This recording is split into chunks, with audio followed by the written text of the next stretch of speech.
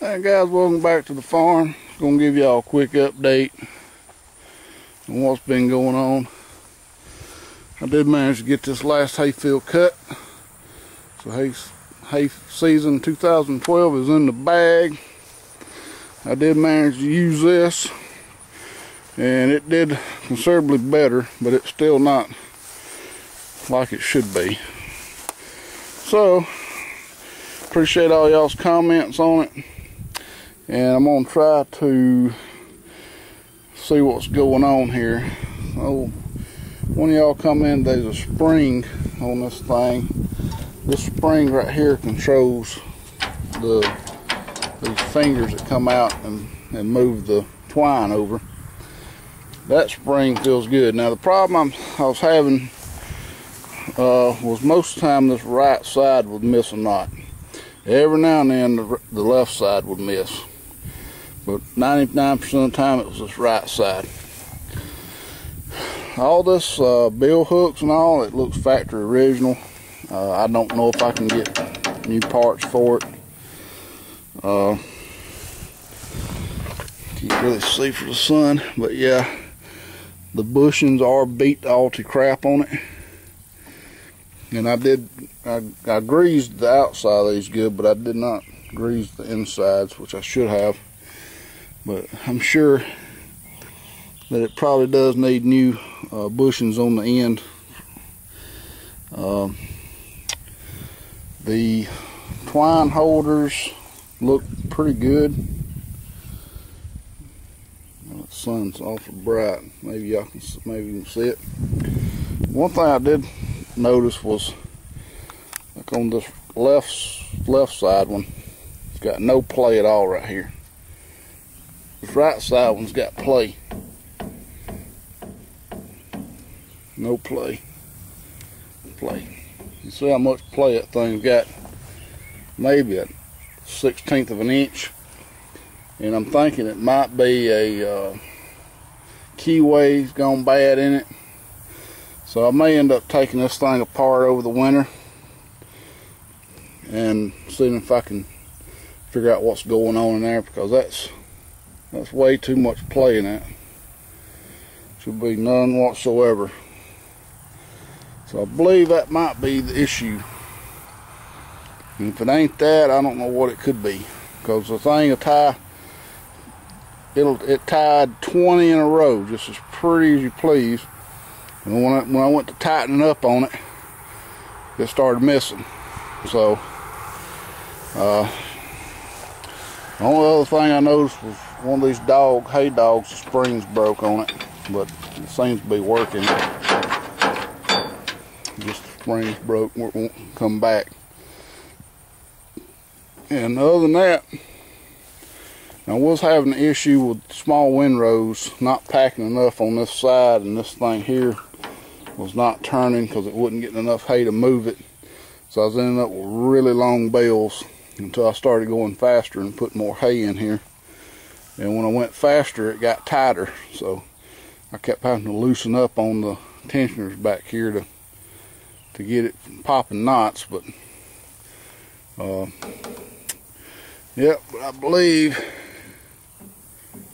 that is the issue. I hope I can hold this camera still where y'all can see. But that thing's moving maybe a 1/16 of an inch.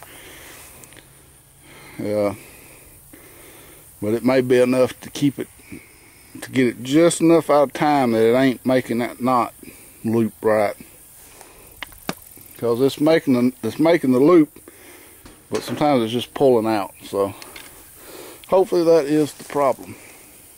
So stay tuned later on for a video of tearing this thing down, and I have never tore one of these down, so I don't know exactly what all's involved in it. So that will be fun, but we'll figure it out. Alright, we'll go look at the mower now. Alright guys, well here's the mower. And I lucked up at JB weld, and the other epoxy weld I put on there held long enough to get through my last field, but it wore off. I don't know if this right here was too oily, it just didn't stick. We end up with grease But anyway, I talked to my mother about replacing this bar next year. But I think what I'm going to do first is I'm going to try to tear it apart and get somebody to try to weld the inside of it.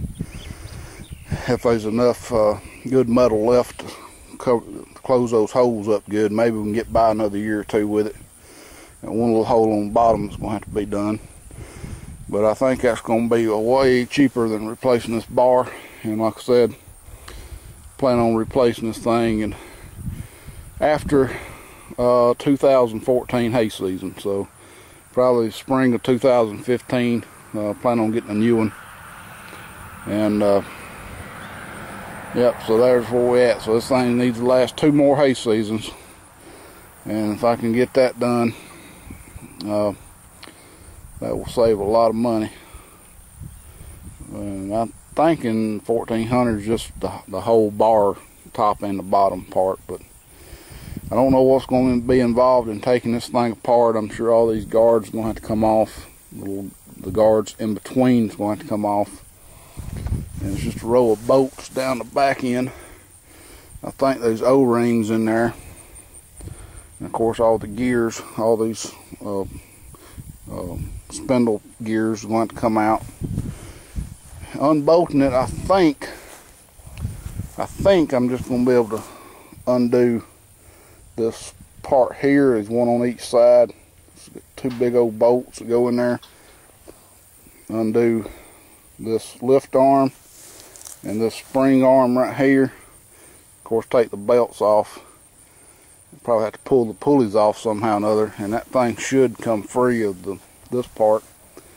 If not, I see some bolts down here. I may just unbolt the gearbox from the bar itself and just take it off that way. But we'll figure it out, and that's probably going to be coming up in a few months, because I've got a lot to do right now.